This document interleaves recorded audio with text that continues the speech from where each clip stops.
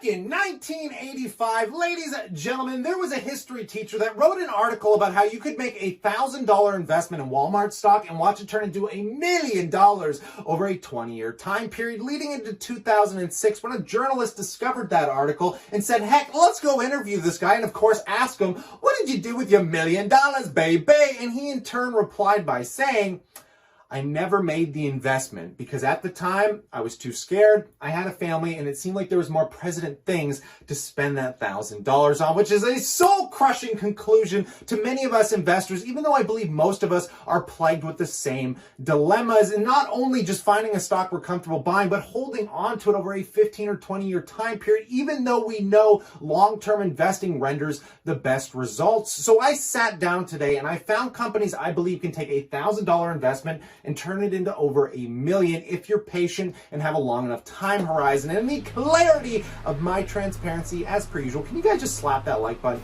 It really helps me out. But let's jump right into this.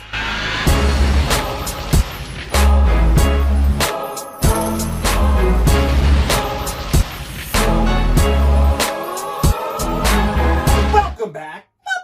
Income investors, I like to the $1 trillion market cap problem, and we're going to start this off by using Tesla as a perfect baseline. No, I do not think Tesla is the best investment you can make today because it's going to be very hard to put $1,000 in this and watch it become $1 million, considering the market cap is already at $258 billion, and to even 4 times your money, it would have to get up to $1 trillion, which keep in mind that's like Microsoft and Apple level, and that is a little bit more challenging. But if you invested in this early enough, it had all the signs of turning your money into $1 million, because this company, I truly believe, symbolizes the future many of us want to see. You know, more green energy, and not only that, they are on the cusp of $1 trillion problems when we're talking about self-driving, when we're talking about battery solutions, when we're talking about automating and manufacturing. This company is on the cusp of a lot of stuff. Even though their revenues do not resemble any company that should be worth $250 billion, it's the idea of what they have capable of achieve. Many of you are aware of people like Cathie Wood and ARK Invest that put a $14,000 price target on this, which to some degree is understandable if they can achieve that stuff. But this is merely a baseline so you guys can understand the analytics in the companies we're about to look at, because all the companies we're going to look at are trying to tackle $1 trillion problems, and they are at the forefront of the solutions. So moving into one that I also own that you guys have heard me talk about a lot, of course, is Mindmed. And I'm going to give you a couple updates on this one very quick before we get into the spree of new ones that I don't personally own. But nonetheless, guys, Mindmed is taking hallucinogenic drugs. They're trying to bring them to market to cure problems we haven't touched in the last 50 years, talking about anxiety, ADHD, opioid addiction, and they're claiming they can do this with less health effects than over-the-counter Tylenol. Like, they're making major claims. Now, they are at least 2 to 3 years out from approving any of these drugs, but I'm going to be calling these the lottery stocks, because these are the ones that are going to burn through shareholder capital, but if they ever get to their goals, they will explode into multi, if not $100 billion market caps the same way Tesla has. This is the prime example of companies that I'm looking at here, because it's very unrecognized by the entire society. They have a very good team and a very clear path on how confident they are getting to FDA approval, and also probably becoming one of the largest, most popular drugs ever made. Now, this comes at a higher risk bet, but in the same notion, guys, it's almost like donating your money to a cause that affects everybody. I'm sure you know somebody that has died from opioid addiction or suicide, or people that suffer from major anxiety with no good prescription drugs currently available that don't offer a whole spree of side effects. They're claiming they can remove the hallucinogenic effects from these drugs and help cure anxiety and help cure all of these different problems, suicide, headaches, ADHD, which again, guys, are $100 billion drugs. So, I mean, this company alone could end up in the S&P 500, even though their path to least resistance and FDA approval is partnering with companies like Johnson & Johnson. And with somebody like Kevin O'Leary being one of the largest shareholders in this company, I completely understand why they would rather do licensing agreements than try and set up an entire manufacturing lab, because that does not make sense for what this company's trying to achieve. This is a company right now that is stated at $95 million, but that is not accurate. I can tell you from the NEO exchange that the company's worth about $140 million, and I ran the math in my past videos, and I broke this down showing you guys if the company became worth $50 billion, it would take a $1,000 investment investment and turn it into $300,000, which is why I'm going to probably make about a $2,000 investment in this company and just sit on it for the next 3 to 5 years. Again, thinking long-term, at least 10 to 15 years out from now, this could be one of those lottery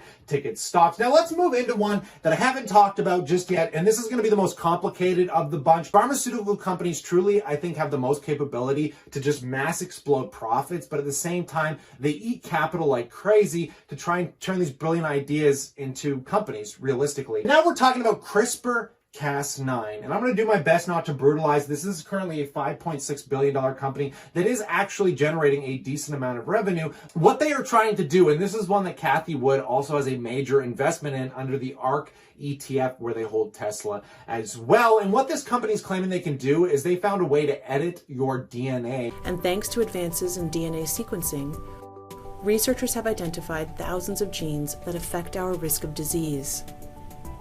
To understand how genes work, researchers need ways to control them. Changing genes in living cells is not easy, but recently a new method has been developed that promises to dramatically improve our ability to edit the DNA of any species, including humans, to the point where they can actually edit out major diseases and maybe even potentially cancer. And it's really complicated, and I think it's one of the reasons that this stock has been held back so much. As again, try to pronounce these. How do you pronounce hemoglobinopathies? Here's an easier one to pronounce: immuno-oncology, guys. And they're talking about curing major problems like type 1 diabetes by literally just editing your DNA and how it reacts and basically replicates. And I'm not going to try and brutalize this. I'm going to leave some links in the description below if you guys want to check this out. This company has a true capability of solving the same kind of major health issues that society is plagued with that Mindmed is. It's incredible, because if that company takes off, I mean, the capabilities are truly endless here, folks. But let's talk about one that is in a whole different realm compared to these guys. And I want to talk a little bit about Zillow. What the heck, Zillow? Why am I talking about Zillow? Well, it is quite apparent that we are heading into an evolution where everything is going to be sold and operated online, and I'm sure you're starting to see that with real estate as well. Zillow is currently worth $14 billion, and if I'm being 100% honest, for a company that is not profitable, I think it is actually undervalued, and I'm going to state to you why in a sec. But again, guys, if people, including myself, have been discussing with my mom about selling our real estate privately instead of using an actual broker, is because brokers take massive percentages. I mean, anywhere from 5, 10, sometimes 15%. These guys and all their competitors really only charge 2% on a sale with no real closing cost. And I mean, you can still use escrow or a lawyer, but nonetheless, guys, they are completely cutting out the middleman, allowing people to take photos of their own homes and list them doing private sales. And this is pretty brilliant, in my personal opinion. Presuming the person has enough knowledge about the real estate in their area, which is usually the biggest mistake by not using a realtor. But in the same notion, if you have the capability of comparing your real estate to the people around you and listing it at a half reasonable price to save that, $20,000, $30,000, $40,000 on a $500,000 home that you're not giving to a realtor, is a pretty good feeling. And this company is growing at an absolutely astounding pace here, folks. I'm going to come back to this and explain to you why it's, in my opinion, it's cheap at $14 billion. You have to take a look first, of course, at Shopify. Shopify is another one of these early day investments that if you got in early enough, they could have easily taken a $1,000 investment and turned it into $1 million. The problem right now is I do not believe Shopify is worth $122 billion, even though the world is headed that way. And they kind of represent the same thing Tesla does in this future outlook that we all know is coming. And they are on the forefront of dominating websites. And being somebody that uses Shopify, they're not even just a website hosting company anymore. In fact, Shopify is leveraging debt. If you have a store that is profitable and consistently profitable, they will actually leverage you out anywhere from $5,000 to $10,000 depending on your income, in which they just take 10% of your sales coming in month over month, and then eventually you're going to pay them something back like a 10 or 15% interest rate. But it's really at no cost to you, as they say, because they just want to front you the money and then steal your sales. But they are moving into so many directions that are going to lead to mass profitability. But the problem that I have with Shopify is, if we take a look, guys, at their earnings, right now they're managing about $1.5 billion worth of income in 2019, and they had a loss of about $124 million.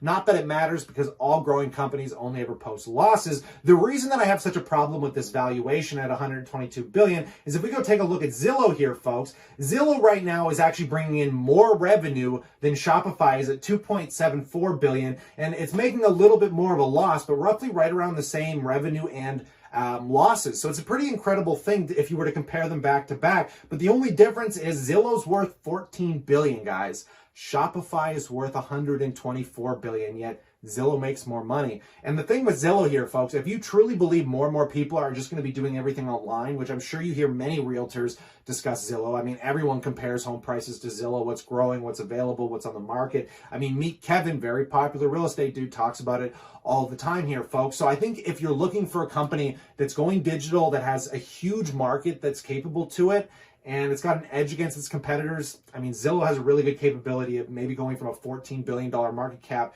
to, I wouldn't even be surprised if it became, $100 billion over the next 15 to 20 years. Now, that's not taking $1,000 and turning it into $1 million, but it can certainly take $1,000 and turn it into a $15,000, $20,000 investment. And with a long enough time horizon, if it truly becomes that moat in the real estate market for every realtor that exists, at the end of the day, these guys are going to slaughter all of that. And then finally here, folks, I want to talk about one that is just getting absolutely destroyed, in my opinion, since this pandemic has started. And I had a lot of faith in this, because when we're talking about companies that have the capability of becoming worth, $1 trillion and really taking your investments to the moon, PayPal was definitely one of those, because they solved a financial institution problem, which Apple is trying to do now with the Apple Card. Any company that is trying to approach the financial markets in a big way typically become massive, massive investments. I mean, look at the Intercontinental Exchange. That is the New York Stock Exchange. Look at the TMX Group here in Canada. Those are the companies that run the Toronto Stock Exchange. I call those companies money printers. These are your MasterCards, your Visas of the world. And the reason for that, guys, is because they become massively adopted. They take very minute amounts of money, like enough that you don't even notice it on the bill. And yeah, they're just crazy revenue generators. And Square,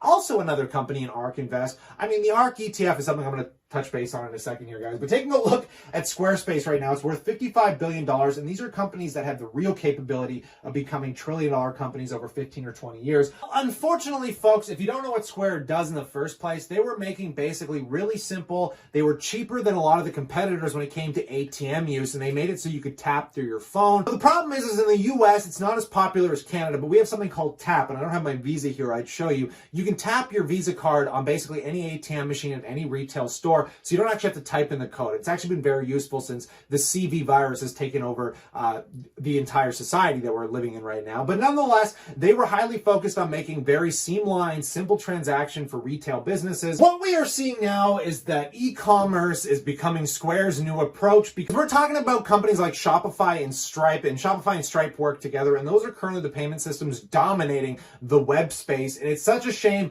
that Square now has no real choice but going into the e-commerce platform and trying to get you to use their basic setup to use their payment system, because at the end of the day, they were just a payment system company. But now they're becoming an e-commerce company because they're losing massively, and they're losing market share at a rate that's absolutely absurd. And I think this is going to be the biggest loss for them. But at the end of the day, guys, if you can find companies that are more focused toward the finance niche and they're doing it in a big way, which is another great reason to own things like Apple, guys, you have to have exposure to those massive tech companies, because they are also on the forefront of many of these problems. And even though it could take a lot longer for them to double or triple your money, at the end of the day, it's easier money. But let's come back to the trillion-dollar problem here, folks. I've shown you a bunch of companies now that are good, that are bad. I'm trying to do this in a light that'll get you thinking down this idea of, what companies are really on the forefront of these big problems, and are they worth investing into, because they are truly a rarity. And if you are not comfortable investing into individual companies, I still highly recommend that you invest into something like an ARK ETF. The ARK ETF is up 80% year to date on one of the worst years in economic history in the last decade, considering we just came out of the most historical bull run in stock market history. It's pretty incredible to see the growth of this company, which also holds Square stock. But at the end of the day, guys, Kathy Wood's done some serious homework. They own the Crispr company, and I'm going to leave all these links. Maybe I'll comment real quick just because it's up here. I noticed the MJ stock, ACB. I've been really analyzing them, and I'm very excited to see their earnings, is that we might see a big turnaround in that. But the reason I haven't been throwing MJ stocks into the trillion-dollar problem category is because it's not competitive. Everyone and their grandmother wants to get into the MJ space, and it's going to make it very hard for these companies to tackle these problems, even though we know the MJ market in Canada is probably worth maybe even $100 to $200 billion. When there's 20, 30, 100 companies plus competing in that market, it becomes a lot more challenging, right? Not saying that there's not good money there, but we're trying to find and think about the trillion-dollar problems, folks. And those so far have been, self-driving and automation, talking about the drug industry, whether it's dealing with anxiety and the opioid crisis, moving into maybe even cancer and diabetes, or we could even move into the real estate market, anything to do with the real estate. You could think of something like a Home Depot. Zillow could be on the cusp of becoming something to the scale of Home Depot if it takes over that sector of the housing market. And then you could even move into the e-commerce realm if you're talking about something like a Shopify or a Square, which is a prime time to mention, folks. If you want to get on the cusp of changing your own financial future like us through passive income investing, I highly recommend you go over to the passiveincomeeducator.com, where not only we can teach you to understand these companies and their balance sheets, but we can also lead you down the path of e-commerce, show you to set up Shopify stores, buy and sell websites, because truly there is real money in this future. But not only can you just sign up for $2 a month or buy a lifetime subscription, you're going to get access to myself and other 6- and 7-figure investors that talk on the daily, literally 24/7 in our chat group that we use over WhatsApp and also an online Discord. But I'm not going to ramble you off any longer here, guys. I truly believe we're offering 100 times the value we ask in return. Stay cool, stay awesome, and I look forward to chatting to you tomorrow.